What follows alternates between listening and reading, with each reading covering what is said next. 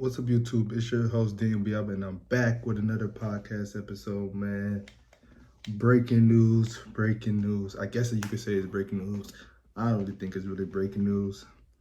Damian Lillard has decided to re-sign with the Portland Trailblazers.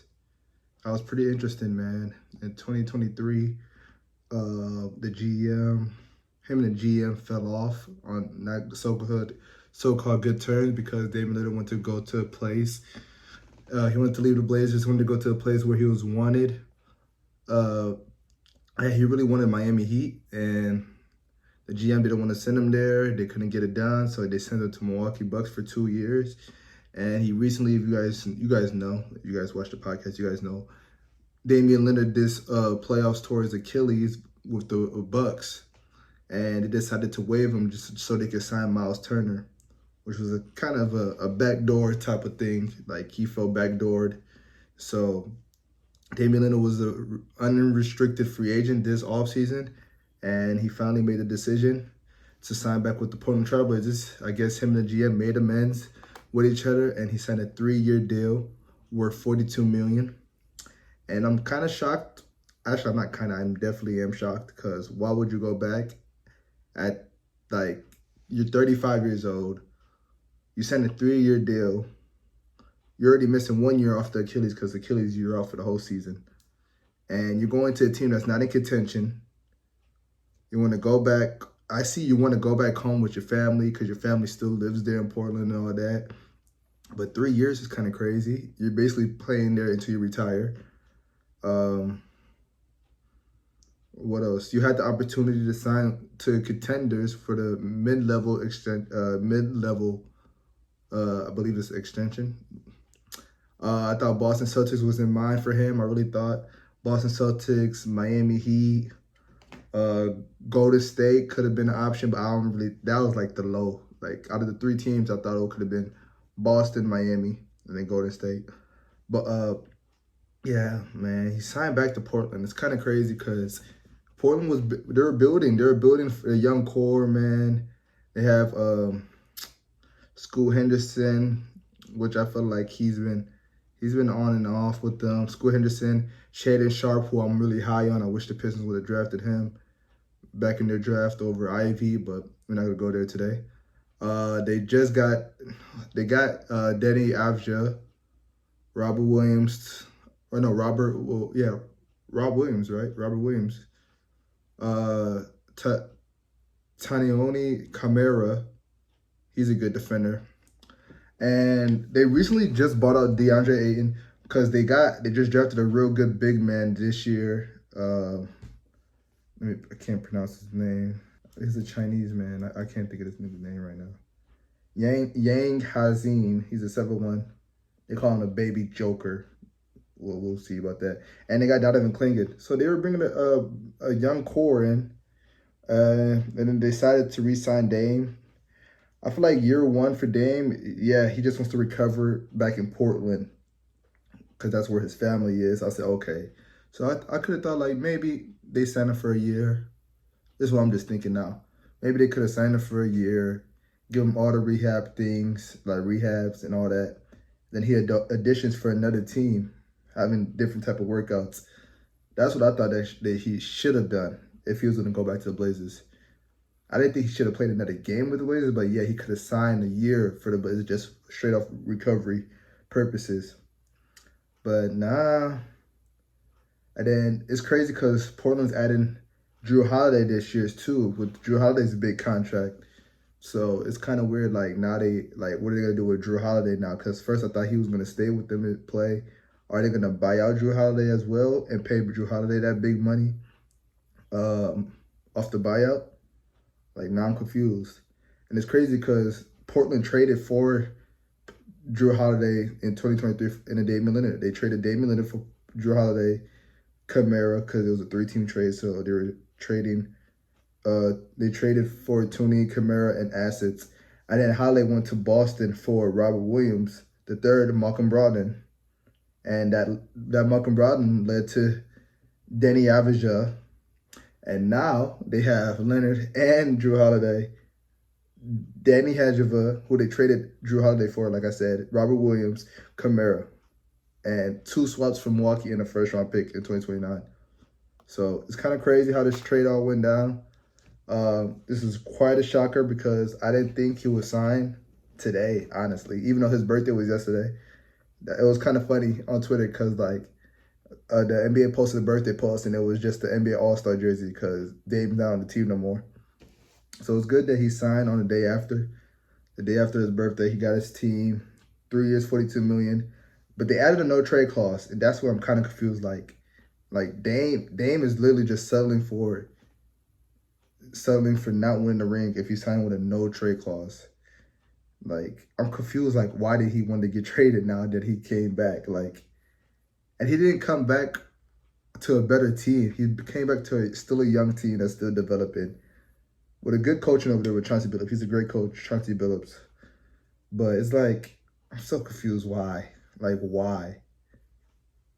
Why? But hey, man, that's what he wanted with Portland.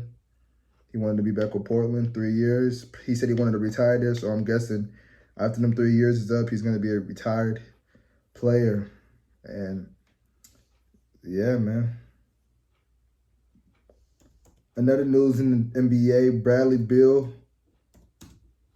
got bought out from the Phoenix Suns, and he's signing to the LA Clippers, man.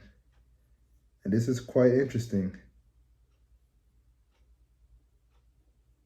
This one is quite interesting as well because it took a process for him to get bought out, man. It took a process.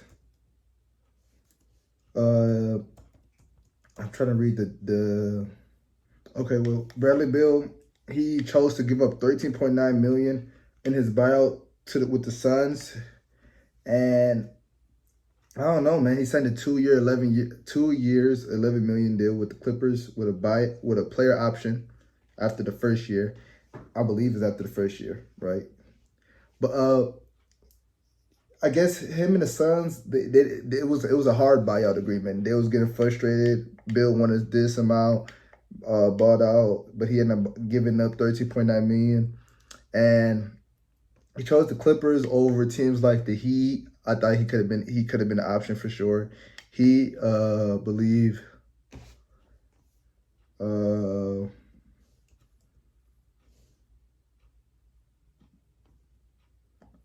the Heat was an option. The Warriors was an option. The Lakers was an option.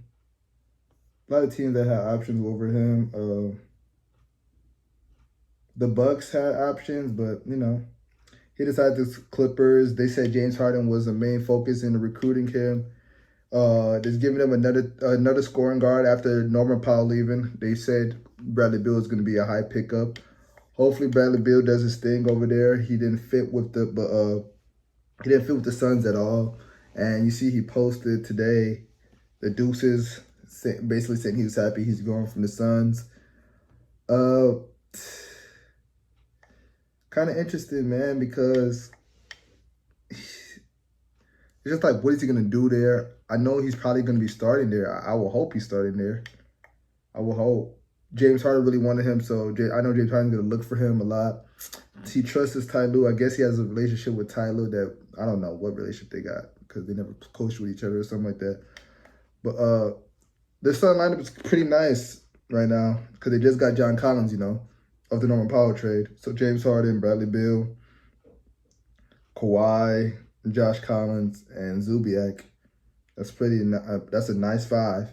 And they might get Chris Paul. Chris Paul might sign to the Clippers as well as a fair wear. He might go to the Clippers. He's still a free agency, but the Bucks need a point guard. So we don't know what the Bucks are interested in him. And he said he wants to be a starter. And I don't see him starting in the Clippers. So I see him starting with the Bucks though.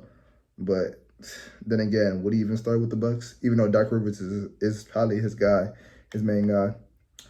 Bradley Beal to the Clippers is going to be quite interesting. I don't know where they'll be placed in the West.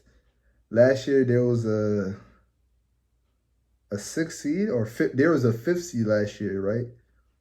5th seed and lost to the... Who did they lose to in the first round? Who did they lose to? Was it the... Dang, who did they lose to last year? I can't believe I don't.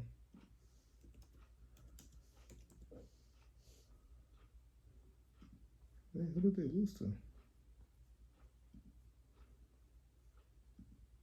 Oh, they lost to the Nuggets in 7 games. I'm tripping. I don't know how that went blank to me. Yeah, they lost to the Nuggets in 7 games, but yeah, Bradley Beal, interesting. Him leaving the Suns. And interesting, I saw KD comment under the picture with laughing emojis too. So I'm really confused how the Suns went down. Was it really the Suns front office or the big three not gelling together? Maybe Devin Booker and Bradley Beal didn't gel together. I really don't know because Devin Booker ended up staying. He, like I said, probably the last episode, that he signed for a $145 million deal, I believe, for 2 years, and that's like he's like getting $70 million. It's some crazy number, and I'm sick because I really wanted him to get traded for the Pistons, and that's a lot of money for the Pistons to give up for a player. So I don't know about that, if that could happen anytime soon or what, but it's a lot of money. But Devin Booker wants to remain loyal to the Suns. I really don't know what they will do this year. Him and Jalen Green pairing up together, I honestly don't know. Like, playing team, maybe. I don't know. The West is tough. The West is really tough this year, man. And you just don't know what you're gonna get from these teams in the West. But I'm interested to see the Clippers. Will Bradley Beal average around 20 this year, 21? Kawhi probably going to average around 22, 21, 22 to 25 range. James Harden, 3 guys could still average 20. James Harden, I can see him still averaging 20 to 20 ranges. It's just going to be interesting what Bradley Beal does. Yeah, man. What else? Detroit Pistons. I'm looking at Detroit Pistons roster. Hopefully they get a backup point guard soon. I'm really interested in signing Russell Westbrook, man. I want Russell Westbrook as a backup point guard, be a vet for Cade. Like, if we get Russ, that'll be really, really interesting for us, bro. Just for 1 year. I don't know. I've been thinking about Russ to the Pistons lately. He still hasn't found a home yet.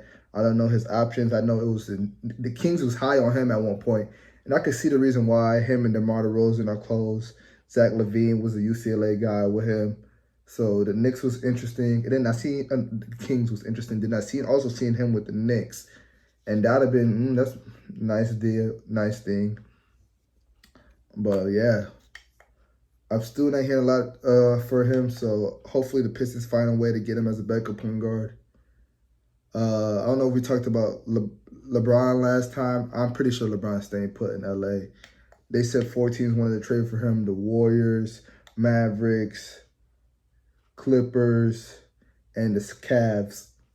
And I seen a lot of trades that made a lot of sense for each team. I seen a lot of trades that made a lot of sense for the Lakers for each team. But, like, for example, the Clippers will have to give up Zubiak, some picks, Derek Jones, and Bogdan Bojanovic.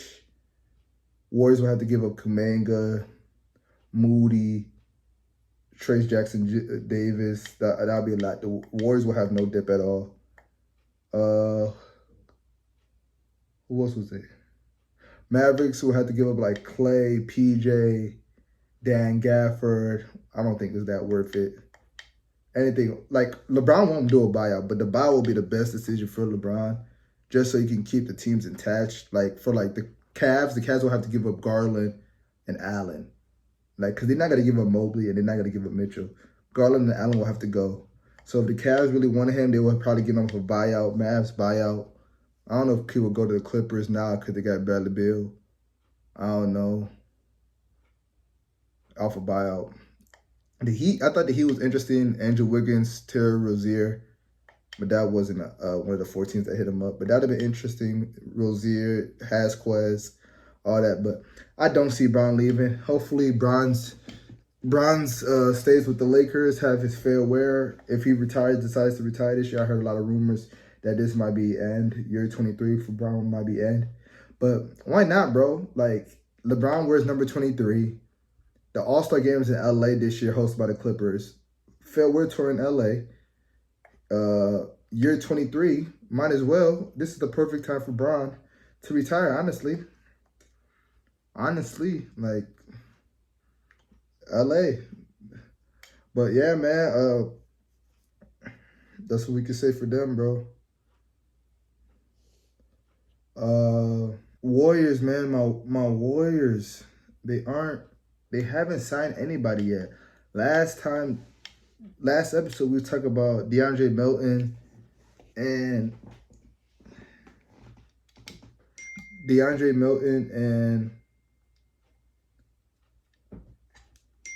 who was it? DeAndre Melton, Al Horford, and they still haven't signed. They still haven't signed yet. So the Warriors only have 9 players. They didn't do no signing this year, this offseason so far. Hopefully they do something. I saw Podolsky talk about why they're so worried about us. Like, Podolsky, you really haven't been showing Warriors fans anything. Like, he shouldn't be talking. Like, he could be getting traded. If, like, they wanted to do trades, he could be getting traded.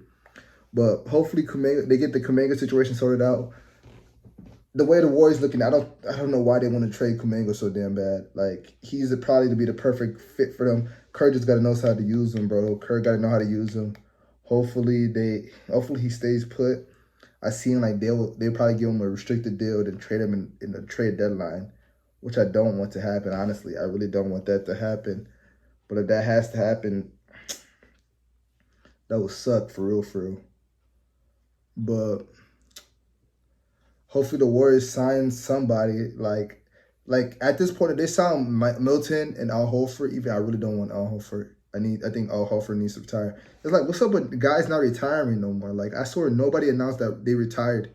That's been like all-stars, Hall of Fame contenders. Like I feel like they just waiting for Bron to retire. Like I feel like they feel ashamed if they retire before Bron, because like, what's up with like Al Horford hasn't retired yet? Like, why aren't you retired? You're 40. Kyle Lowry's 40. Chris Paul is 40. Like, guys ain't retiring until LeBron retires or something like that, bro. It's getting crazy because I feel like Al Horford should have retired after their championship run, the first year. Or like after they won the championship, he should have retired off that.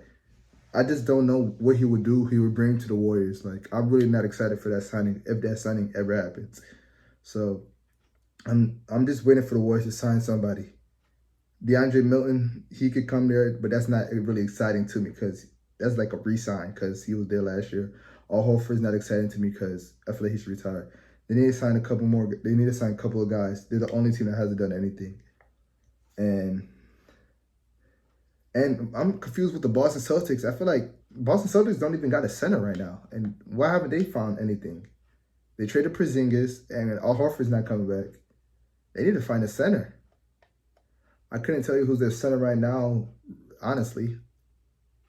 Boston Celtics needs to find a center. It's like a lot. The thing is, a lot of players in the free agency right now. Like, I saw Josh Giddey still a free agent, restricted free agent, and he wants a $30 million contract. Like, what? A year? It's crazy because that's the new CBA, bro. They want to get paid, and teams don't got enough money. And if the teams that want to pay these guys, that's restricted free agents, they're gonna get bought out like this. I mean, they're gonna get not bought out. They're gonna get qualifying offers like this, bro.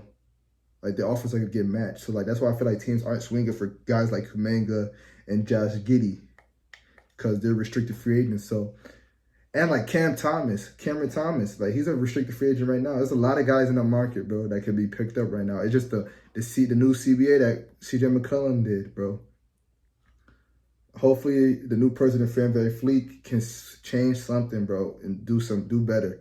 Because CJ McCollum messed up the league because there's a lot of guys that's free agencies right now that won a lot of money because the apron.